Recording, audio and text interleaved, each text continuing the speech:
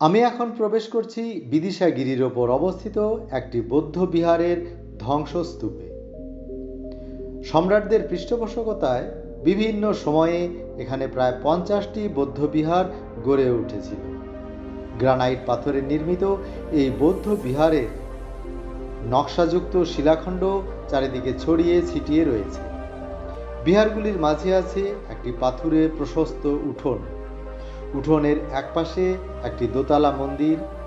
মন্দিরের প্রবেশপথের উভয় পাশে নিত্যরতা মূর্তি খোদিত।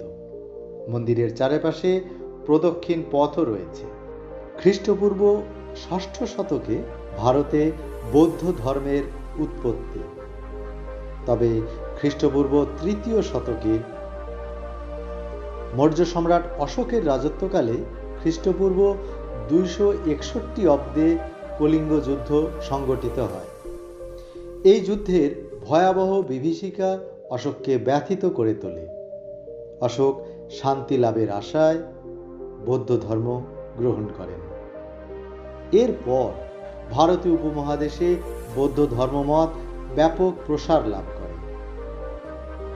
তারপর 5ম শতকে গুপ্ত সম্রাট কুমারগুপ্তের শাসনকালে এবং 7ম শতকে হর্ষবর্ধনের রাজত্বকালে, পরবর্তীকালে বৌদ্ধ ধর্মানুসারী পাল সম্রাটদের শাসনকালে পাল যুগে বৌদ্ধ ধর্ম দারুণভাবে প্রসার লাভ করে।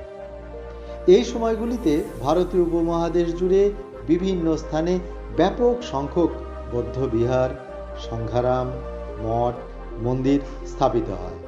তার মধ্যে এই একটি। বৌদ্ধ মঠগুলি বৌদ্ধ ধর্মের ক্ষেত্রে ওতপ্রোতভাবে জড়িত।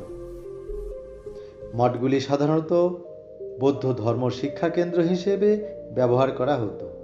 তাছাড়া ধর্মীয় আচার অনুষ্ঠান, ধ্যান করার কাজেও ব্যবহার করা হতো। আর ধ্যান করার জন্য থাকতো মন্দির, যা এখানে রয়েছে।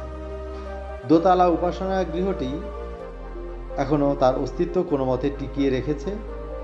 মন্দির দোতলা দেখে অনুমান করা যেতে পারে এখানের বৌদ্ধ বিহারগুলিতেও দোতলা কক্ষ ছিল।